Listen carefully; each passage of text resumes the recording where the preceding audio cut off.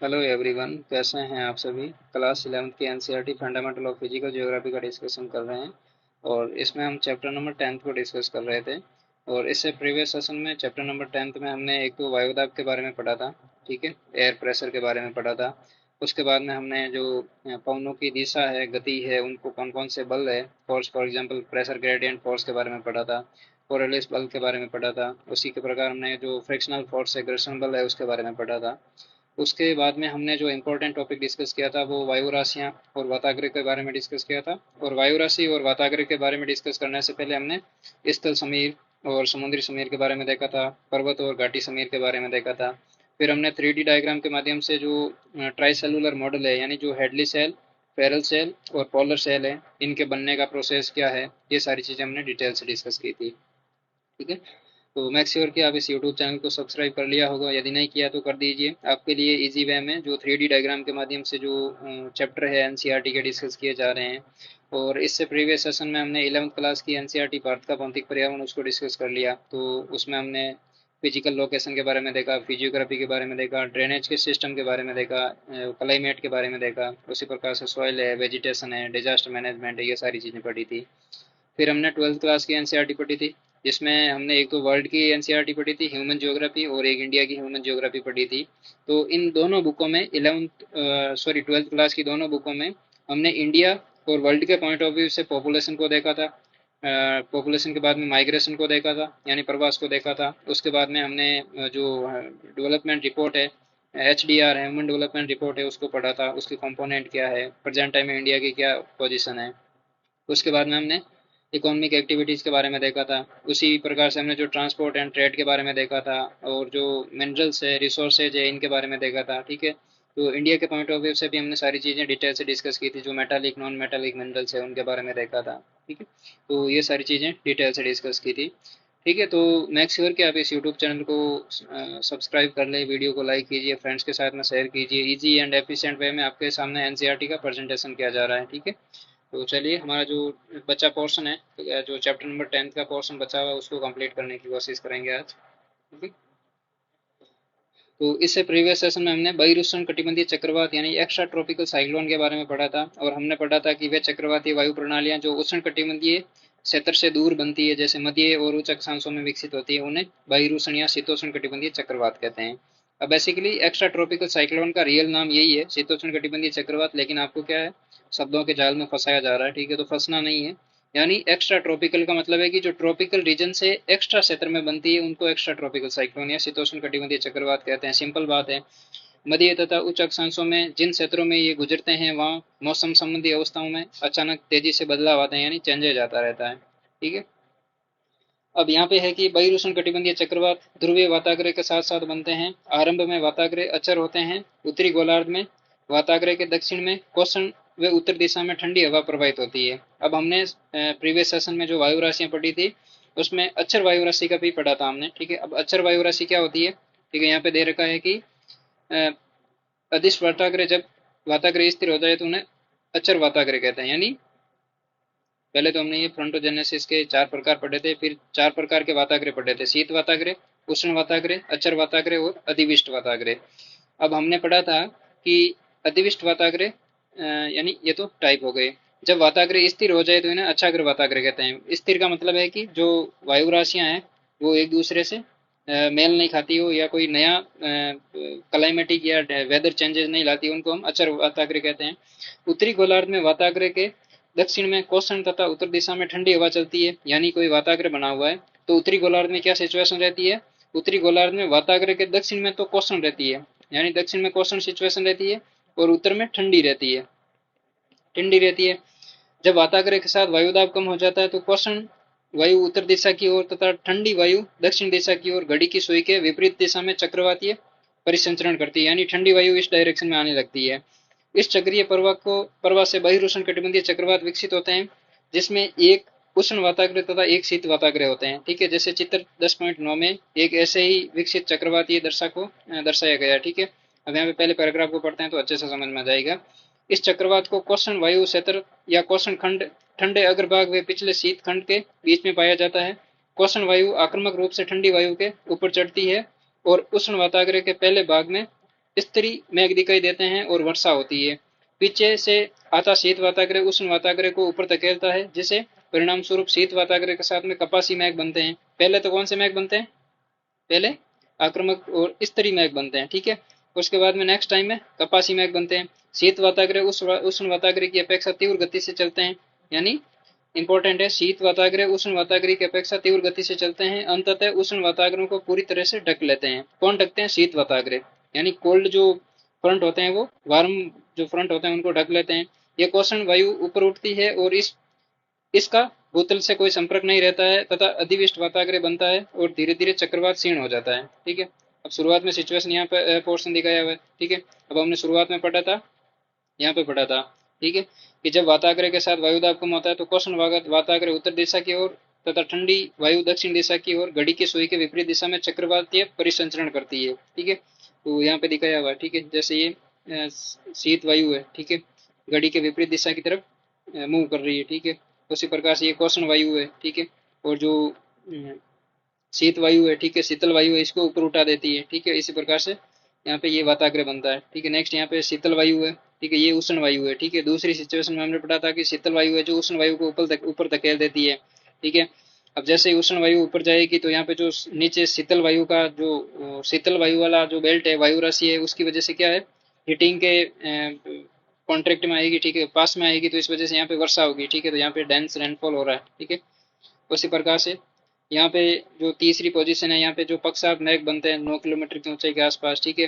तो ये क्या है, यहाँ पे ये NI, A और STR, CL ये क्लाउड फॉर्मेशन के प्रकार, यानी बादलों के प्रकार है, ठीक है।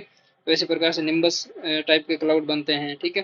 तो इस टाइप के क्लाउड बनते हैं और बाद में यहाँ पे वर्षा होती है। यानी वर्षा कब होती है? जब शीत वाताग्रह नीचे आ जाता है, किसके? उष्ण वाताग्रह के, ठीक है, तभी वर्षा होती है, ठीक है। तो बेसिक ये चीज है वायु उष्ण कटिबंधीय चक्रवात का ये डायग्राम है। यदि एग्जाम में इस टाइप का डायग्राम पूछ ले आपसे, ठीक है, एग्जाम में इस टाइप का डायग्राम पूछ ले और आपको 4 ऑप्शन दे, ठीक है। पहला ऑप्शन दे उष्ण कटिबंधीय चक्रवात, दूसरा दे शीतोष्ण कटिबंधीय चक्रवात, चौथा देवे टोर्नेडो, और पांचवा दे सॉरी पहला दूसरा तीसरा और चौथा आपको ऑप्शन में दे हेरिकेन, ठीक है, ठीक है।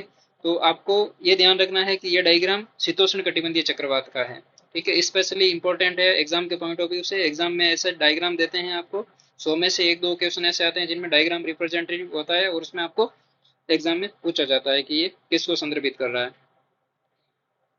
अब यहाँ पे नेक्स्ट इंपॉर्टेंट बात बोल रहा है कि धरातल तथा ऊंचाई पर वायु परिसंचरण की प्रक्रिया के निकट अंतर संबंध होता है। बहिर्उष्ण कटिबंधीय चक्रवात उष्ण कटिबंधीय चक्रवातों से कई प्रकार से भिन्न है, ठीक है। जैसे बहिर्उष्ण कटिबंधीय चक्रवात में स्पष्ट वाताग्रह प्रणालियां होती है। स्पष्ट वाताग्रह प्रणाली यानी जो एयर मास होती है, फ्रंटोजेनेसिस जो चक्रवात बनने का प्रोसेस है वो स्पष्ट होता है, जो उष्ण कटिबंधीय चक्रवातों में नहीं होता है। ये विस्तृत क्षेत्र पर फैले हुए होते हैं। अब पहला डिफरेंस तो क्या हो गया कि इनमें जो वाताग्रह होते हैं वो स्पष्ट होते हैं। दूसरा हो गया कि ये विस्तृत क्षेत्र पर फैले हुए होते हैं, इनकी उत्पत्ति जल व स्थल दोनों पर होती है। यानी जो एक्स्ट्रा ट्रॉपिकल साइक्लोन होते हैं ना, वो लैंड पार्ट पर भी बन सकते हैं, ओशियन पार्ट पर भी बन सकते हैं। विशेष तौर से ये लाइन इंपॉर्टेंट है। जबकि उष्ण वाताग्रह केवल समुद्रों पर उत्पन्न होते हैं, ठीक है। Very very very important line है, ठीक है। इस चैप्टर की सबसे 5 स्टार वाली जो लाइन है ना वो यही है, ठीक है। उसी प्रकार से स्थलीय भाग में पहुंचने पर नष्ट हो जाते हैं। कौन से? जो उष्ण कटिबंधीय चक्रवात है वो स्थलीय भाग पर पहुंचते ही नष्ट हो जाते हैं। क्यों हो जाते हैं? क्योंकि वो अपनी जो लेटेंट हीट होती है वो गुप्त उष्मा खो देते हैं। बहिर्उष्ण कटिबंधीय चक्रवात उष्ण कटिबंधीय चक्रवातों की अपेक्षा विस्तृत क्षेत्रों को प्रभावित करते हैं। यानी जो एक्स्ट्रा ट्रॉपिकल साइक्लोन होते हैं वो लार्ज स्केल पर होते हैं, तो लार्ज स्केल को प्रभावित करेंगे, सिंपल बात है। उष्ण कटिबंधीय चक्रवातों में पवनों का वेग अपेक्षाकृत तीव्र होता है। यानी जो ट्रॉपिकल साइक्लोन होते हैं वो बहुत भयंकर स्पीड से आते हैं, ठीक है, और ज्यादा विनाश करते हैं, विनाशकारी होते हैं। उष्ण कटिबंधीय चक्रवात पूर्व से पश्चिम दिशा की ओर चलते हैं, जबकि बहिर्उष्ण कटिबंधीय चक्रवात पश्चिम से पूर्व दिशा की तरफ चलते हैं, ठीक है। इस चैप्टर की सेकंड मोस्ट इंपॉर्टेंट लाइन यही है, ठीक है। जो ट्रॉपिकल साइक्लोन होते हैं वो किस डायरेक्शन में चलते हैं? पश्चिम से पूर्व दिशा की पूर्व से पश्चिम दिशा की तरफ चलते हैं, ईस्ट से वेस्ट डायरेक्शन में चलते हैं। जबकि जो टेम्परेट साइक्लोन होते हैं, एक्स्ट्रा ट्रॉपिकल साइक्लोन होते हैं, वो वेस्ट से ईस्ट डायरेक्शन की तरफ चलते हैं, ठीक है। यानी बहिर्उष्ण कटिबंधीय चक्रवात पश्चिम से पूर्व दिशा की तरफ चलते हैं। अब यहाँ पे आगे एग्जाम्पल दे रखा है कि उष्ण कटिबंधीय चक्रवात क्या होते हैं। उष्ण कटिबंधीय चक्रवात आक्रामक तूफान है जिनकी उत्पत्ति उष्ण कटिबंधीय क्षेत्रों के महासागरों पर होती है। ये तटीय क्षेत्रों की तरफ गतिमान होते हैं। ये चक्रवात आक्रामक पवनों के साथ में विस्तृत विनाश, अत्यधिक वर्षा और तूफान लाते हैं। ये चक्रवात विध्वंसक प्राकृतिक आपदाओं में से एक है। हिंद महासागर में ये चक्रवात कहलाते हैं, अटलांटिक महासागर में हेरिकेन कहलाते हैं, पश्चिमी प्रशांत महासागर और दक्षिणी चीन सागर में टाइफून कहलाते हैं, ऑस्ट्रेलिया में वेली विलीज कहलाते हैं। ठीक है, तो ये आपका एग्जाम में पूछा हुआ क्वेश्चन है और मोस्ट इंपॉर्टेंट क्वेश्चन है। ठीक है, तो अब पहले तो एक बार हम वापस जो डिफरेंस है दोनों में वो देख लेते हैं कि वैसे आप जो ट्रॉपिकल और टेम्परेट साइक्लोन होते हैं उसमें डिफरेंस क्या होता है कि एक तो होता है उष्ण कटिबंधीय और दूसरा होता है शीतोष्ण कटिबंधीय। उष्ण कटिबंधीय चक्रवात का क्षेत्र छोटा होता है एज कम्पेयर टू शीतोष्ण कटिबंधीय। उष्ण कटिबंधीय जो चक्रवात होते हैं वो ज़्यादा विनाशकारी होते हैं एज कम्पेयर टू शीतोष्ण कटिबंधीय। ये केवल ओशियन पार्ट में यानी वाटर बॉडीज में डेवलप होते हैं, ये लैंड और ओशियन दोनों में डेवलप हो सकते हैं। इनकी उष्ण कटिबंधीय चक्रवात की दिशा क्या होती है, ईस्ट से वेस्ट की तरफ होती है, जबकि जो शीतोष्ण कटिबंधीय चक्रवात है इनकी डायरेक्शन वेस्ट से ईस्ट की तरफ होती है। यानी एक बार वापस रिवाइज कर लेते हैं, हो सकता है कुछ कंफ्यूजन हो। उष्ण कटिबंधीय चक्रवात पूर्व से पश्चिम दिशा की तरफ चलते हैं, यानी ईस्ट से वेस्ट यानी पूर्व से पश्चिम, हम सही बोला था। ठीक है, अच्छी बात है, करेक्ट हो गया। ठीक है, उष्ण कटिबंधीय चक्रवात पूर्व से पश्चिम दिशा में चलते हैं, शीतोष्ण कटिबंधीय चक्रवात पश्चिम से पूर्व दिशा में चलते हैं। तो ये 3-4 बातें इंपॉर्टेंट है, याद रखनी है। और उष्ण कटिबंधीय चक्रवात की एक बात और इम्पोर्टेंट है कि ये जैसे ही लैंड सरफेस से टकराते हैं तो ये लगभग मतलब इनकी जो एनर्जी है इंटेंसिटी वो कम हो जाती है। क्यों हो जाती है, क्योंकि लेटेंट हीट खत्म हो जाती है। जब तक ये महासागरों की सतह पर रहते हैं इनको लेटेंट हीट मिलती रहती है। ठीक है, तो चलिए नेक्स्ट हमारा जो पोर्शन है, अब इनको हिंद महासागर में तो चक्रवात कहते हैं, अटलांटिक महासागर में हेरिकेन कहते हैं, प्रशांत महासागर और चीन के सागर में इनको टाइफून कहते हैं, पश्चिमी प्रशांत और चीन में उसी प्रकार से पश्चिमी ऑस्ट्रेलिया वाले क्षेत्र में वेली विलीज कहते हैं। ठीक है, तो ये 4 वर्ड है, इंपॉर्टेंट है, याद रखना। ठीक है, अब नेक्स्ट है उष्ण कटिबंधीय चक्रवात। उष्ण कटिबंधीय महासागरों में उत्पन्न और विकसित होते हैं, जिनकी उत्पत्ति विकास की कुछ अनुकूल स्थितियां होती है। ठीक है, अब देखो जो एक्स्ट्रा ट्रॉपिकल साइक्लोन पढ़ा था उसमें हमने जो फॉर्मेशन था वो पढ़ा था, लेकिन उष्ण कटिबंधीय चक्रवात है इनमें हमने डिफरेंस भी पढ़ा है। उसके बाद में हमने अलग अलग रीजन में इनको अलग अलग नाम से जाना जाता है और इनकी कुछ परिस्थितियां हैं। पहला है वृहद समुद्री सतह होनी चाहिए जहाँ तापमान 27 डिग्री सेल्सियस से अधिक होना चाहिए। कहने का मतलब एक कोई द्वीपीय क्षेत्र होना चाहिए। ठीक है, उसके आसपास वाला वृहद समुद्री क्षेत्र होना चाहिए। कोरोलिस बल का होना जरूरी है, वह इंपॉर्टेंट पॉइंट है। उसी प्रकार से ऊर्ध्वाधर पवनों की गति में कम अंतर होना चाहिए, यानी जो ऊर्ध्वाधर ऊपर उठी हुई पवनें हैं उनकी गति में कम अंतर होना चाहिए। कमजोर निम्न वायुदाब क्षेत्र और निम्न स्तर का चक्रवातीय परिसंचरण होना चाहिए। समुद्री तल तंत्र पर ऊपरी अपसरण होना चाहिए, यानी पवनों का ऊपर उठने वाला प्रोसेस होना चाहिए। ठीक है, तो ये बेसिकली चीजें हैं इनकी, मतलब जो फैक्टर है जो उष्ण कटिबंधीय चक्रवात को बनाते हैं बेसिकली यही है। नेक्स्ट है चक्रवातों को और अधिक विध्वंसक करने वाली ऊर्जा संघनन प्रक्रिया द्वारा ऊंचे कपासी स्तरीय मेघों से प्राप्त होती है, जो इन तूफान के केंद्र को घेरे होती है। समुद्र से लगातार आर्द्रता की आपूर्ति से ये तूफान अधिक प्रबल होते हैं तथा स्थल पर पहुंचकर आर्द्रता की आपूर्ति रुक जाती है और ये क्षीण होकर समाप्त हो जाते हैं। वह स्थान जहां से उष्ण कटिबंधीय चक्रवात तट को पार करके जमीन पर पहुंचते हैं चक्रवात का लैंडफॉल कहलाता है। यानी जिस टाइम पे ये स्थलीय भाग पर टकराते हैं इनको क्या कहते हैं, लैंडफॉल कहते हैं। वे चक्रवात जो प्राय 20 डिग्री उत्तरी अक्षांश से गुजरते हैं उनकी दिशा अनिश्चित होती है और ये अधिक विध्वंसक होते हैं, यानी बहुत मतलब डिस्ट्रोपिक होते हैं। ठीक है, ज्यादा विनाश लाते हैं। एक उष्णकटिबंधीय चक्रवात की संरचना का ऊर्ध्वाधर क्रमिक विकास जो विवरण है वो 10.10 ये दर्शाया गया है। ठीक है, अब हमने प्रीवियस सेशन में इसी सेशन में हमने जो ये डायग्राम देखा था ये था शीतोष्ण कटिबंधीय चक्रवात से संबंधित और ये डायग्राम है उष्ण कटिबंधीय चक्रवात से संबंधित। ठीक है, तो दोनों में से कोई भी एक डायग्राम दे सकते हैं।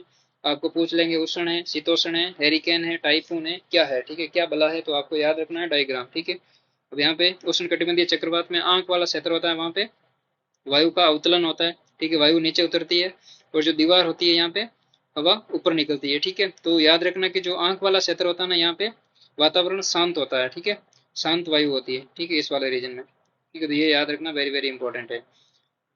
एक विकसित उष्ण कटिबंधीय चक्रवात की विशेषता इसके केंद्र के चारों ओर प्रबल यानी सर्पिली जो स्पाइरल पौने का परिसंचरण है और इनकी आंख जो आंख होती है आई होती है इसका पौनों का परिसंचरण जिसे इसकी आंख कहा जाता है। यानी जो सर्पिली, एक मिनट यहाँ पे देख लेते हैं डायग्राम में अच्छे से समझ में जाएगा। जो सर्पिली टाइप की जो हवा ऊपर चढ़ रही है ना, ये चारों टाइप में, हमें तो यहाँ पे 2 टाइप में दिख रही है लेकिन 3D में सोचिए पूरी रिंग में घूम रही है। ठीक है, लेकिन इसके बीच वाला पोर्शन है ना ये आंख वाला, यहाँ पे शांत क्षेत्र है। इस परिसंचरण प्रणाली का व्यास 150 से 250 किलोमीटर होता है, यानी जो ये आंख का क्षेत्र है ना, इसके जो डायमीटर है ना, ये 150 से लेकर 250 मीटर तक हो सकता है। मीटर नहीं, किलोमीटर, ठीक है। 150 से 250 किलोमीटर तक का इनका जो आंख का डायमेंशन है वो हो सकता है। तो यहाँ पे उष्णकटिबंधीय वायु का चक्रवात का एक खड़ा परिच्छेद, यानी जो इसकी एक क्या बोलते हैं हाफ पोर्शन दिखाया गया है यहाँ पे।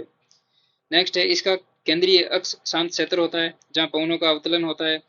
अक्ष के चारों ओर अक्षुभिति होती है, जो वायु का प्रबल वर्ताकार रूप से आरोहण होता है, यानी आंख में तो अवतलन होता है, और जो भित्ति होती है वॉल होती है उसमें आरोहण होता है, यानी आंख में पवने नीचे उतरती है और भित्ति वाला क्षेत्र है वहां पे पवने ऊपर उठती है। यह आरोहण शोभ सीमा की ऊंचाई तक पहुंचता है। इसी क्षेत्र में पवनों का वेग अधिकतम होता है, जो 250 किलोमीटर प्रति घंटा तक होती है। इन इन चक्रवातों से मूसलाधार वर्षा होती है। चक्रवातों की आंख से रेनबेड विकसित होते हैं और कपासी वर्षा बादल की पंक्तियां बाहरी क्षेत्र की ओर विस्थापित हो सकती है। इसका व्यास बंगाल की खाड़ी, अरब सागर व हिंद महासागर पर 600 से 1200 किलोमीटर के बीच में होता है। यानी आंख का व्यास तो हमने 150 से 250 किलोमीटर के बीच में पढ़ा था, लेकिन इस चक्रवात का पूरा क्षेत्रफल कितना बड़ा हो सकता है? 600 से 1200 किलोमीटर के बीच में हो सकता है। यह परिसंचरण प्रणालियां धीमी गति से 300 से 500 किलोमीटर प्रतिदिन की दर से आगे बढ़ती है, यानी 24 घंटे में 300 से 500 किलोमीटर आगे बढ़ जाती है, यानी राजस्थान के एक पोर्शन से दूसरे पोर्शन में एक दिन में चले जाते हैं। ये चक्रवात तूफान तरंग उत्पन्न करते हैं और तटीय निम्न इलाकों को जल प्लावित कर देते हैं। तूफान स्थल का धीरे धीरे क्षीण होकर खत्म हो जाते हैं। हमने जो माहौर में पढ़ा था ना, ठीक है, जो ओशन वेव्स होती हैं, ठीक है, वो इन चक्रवातों के साथ होती है। अब नेक्स्ट हमारा जो लास्ट इंपॉर्टेंट है जो टॉपिक बचा हुआ है वो है तड़ित झंझा या टोर्नेडो। अब तड़ित झंझा यानी थंडर स्टॉर्म और टोर्नेडो क्या होता है देखते हैं एक बार। अन्य विध्वंसक स्थानीय तूफान तड़ित झंझा या टोर्नेडो है। ये अल्प समय के लिए रहते हैं, अपेक्षाकृत कम क्षेत्रफल तक सीमित हैं, ठीक है, एक सीमित क्षेत्रफल तक रहते हैं, परंतु आक्रामक होते हैं, बहुत ही मतलब ज्यादा गुस्से वाले होते हैं, ऐसे बोलते हैं ह्यूमन के पॉइंट ऑफ व्यू से बोले तो। तड़ित झंझा तड़ित झंझा है वो उष्ण आर्द्र दिनों में प्रबल संवहन के कारण उत्पन्न होते हैं। तड़ित झंझा एक पूर्ण विकसित कपासी वर्षी मेघ है, यानी जो कपासी वर्षी मेघ है ये तड़ित झंझा से संबंधित है। इंपॉर्टेंट है, याद रखना, एग्जाम में क्वेश्चन पूछ लेंगे कभी कभी, ठीक है। तो तड़ित झंझा और कपासी मेघमर्षी एक दूसरे से संबंधित है, जो गरज और बिजली उत्पन्न करते हैं। जब ये बादल अधिक ऊंचाई तक चले जाते हैं, वहां तापमान शून्य से कम रहता है, तो इसमें ओले बनते हैं और ओलावृष्टि होती है। अब ओले कब बनते हैं, ठीक है, हम पढ़ते हैं ओलावृष्टि हुई, तो ओलावृष्टि कब बनती है? जब अधिक ऊंचाई होती है और वहां पे तापमान शून्य से कम रहता है, ठीक है। तो टेम्परेचर इतना कम रहेगा तो वहां पे तो बहुत बड़े बड़े ओले बनते हैं। जैसे ये हवा से मतलब कहने का मतलब ग्रेविटेशनल फोर्स की वजह से जैसे नीचे उतरते हैं ना, पृथ्वी की सतह पर आके टकराते हैं, उस समय बिल्कुल ही इनका छोटा सा पोर्शन पीछे बचता है, ये ऊपर बहुत बड़े बड़े बनते हैं, ठीक है। यदि उस आकार में नीचे गिर जाए तो इंसान की डेथ हो जाए नीचे, यदि कोई खड़ा रहे तो, ठीक है। उसी प्रकार से आर्द्रता कम होने पर ये तड़ित झंझा धूल भरी आंधियां लाते हैं। तड़ित झंझा की विशेषता उष्ण वायु उष्ण वायु का प्रबल ऊर्ध्वाधर प्रवाह है। इसके कारण बादलों का आकार बढ़ता है और ये अधिक ऊंचाई तक पहुंचते हैं। हम टोर्नेडो देखते हैं, यूएसए की कोई मूवी देखते हैं या कोई यूएसए की न्यूज देखते हैं, और वहाँ पे जो प्रशांत महासागर और अटलांटिक महासागर इनमें जो चक्रवात आते हैं उनके संदर्भ में देखते हैं, तो इनकी एक पूंछ होती है छोटी सी, जो लैंड पार्ट से कनेक्ट होती है और ऊपर जैसे जैसे जाते हैं यानी छतरी नुमा होती है, ठीक है। जैसे फॉर एग्जाम्पल इसका नीचे वाला पोर्शन तो इतना सा होता है, लेकिन ऊपर जैसे जैसे जाते हैं इनका आकार बढ़ता जाता है, ठीक है। तो इस टाइप के बनते हैं ये, ठीक है, तो इनको टोर्नेडो कहते हैं, ठीक है। तो ये बेसिकली इस टाइप के बनते हैं। इसके कारण वर्षण होता है। तत्पश्चात नीचे की तरफ वात प्रवाह पृथ्वी पर ठंडी वायु वर्षा लाते हैं। भयानक तड़ित झंझा से कभी कभी वायु आक्रामक रूप से हाथी की सूंड की तरह सर्पिला आवरण करती है। इसके केंद्र में अत्यंत कम वायु दाब रहता है, यानी लो प्रेशर होता है। ये व्यापक रूप से भयंकर विनाशकारी होते हैं। इस परिघटना को टोर्नेडो कहते हैं, यानी जब ये ज्यादा विध्वंसक हो जाते हैं ना, इसको टोर्नेडो कहते हैं। टोर्नेडो सामान्यतः मध्य अक्षांशों में उत्पन्न होते हैं। समुद्र पर टोर्नेडो को जल स्तंभ यानी वाटर स्पोटस कहते हैं, यानी जो जल स्तंभ का कभी एग्जाम में क्वेश्चन पूछ रहे हैं, वाटर स्टोपस किससे संबंधित है? चक्रवात या टोर्नेडो से या हेरिकेन से या किसी सुनामी से, ठीक है। तो याद रखना ये टोर्नेडो या तड़ित झंझा से संबंधित होते हैं। ये आक्रामक तूफान वायुमंडलीय ऊर्जा वितरण में भिन्नता यानी अस्थिरता के व्यवस्थित होने से अभिव्यक्ति है। इन तूफानों से स्थिति वह ताप ऊर्जा गतिज ऊर्जा में परिवर्तित हो जाती है, यानी जो स्टैटिक और जो थर्मल एनर्जी है वो डायनामिक एनर्जी में कन्वर्ट हो जाती है, और अशांत वायुमंडलीय दशाएं पुनः स्थिर स्थिति में लौट आती है। यानी जो अशांति फैली थी ना टोर्नेडो की वजह से, ठीक है, तो इसकी वजह से जो अशांति फैली थी वो बाद में कालांतर में धीरे धीरे स्थिर हो जाती है, ठीक है। तो चलिए आज के इस सेशन में इतना ही पढ़ते हैं। यहाँ पे जो क्वेश्चन है इनको अभी डिस्कस नहीं करेंगे, सेपरेट टॉपिक में करेंगे इनको, ठीक है। तो चलिए आज ज़्यादा हो गया, काफ़ी पोर्शन लेंदी हो गया। तो इसी के साथ में हमने जो चैप्टर नंबर 10 था वायुमंडलीय परिसंचरण और मौसम प्रणालियाँ, इनके बारे में डिस्कशन किया, ठीक है। तो चलिए आज के इस सेशन में इतना ही है। यदि वीडियो को चैनल को सब्सक्राइब नहीं किया है तो एक बार पहले चैनल को सब्सक्राइब कीजिए, वीडियो को लाइक कीजिए, फ्रेंड्स के साथ में शेयर कीजिए और जो एनसीईआरटी का पोर्शन है ज्योग्राफी का, आप उनको मजबूत कीजिए। चलिए थैंक यू।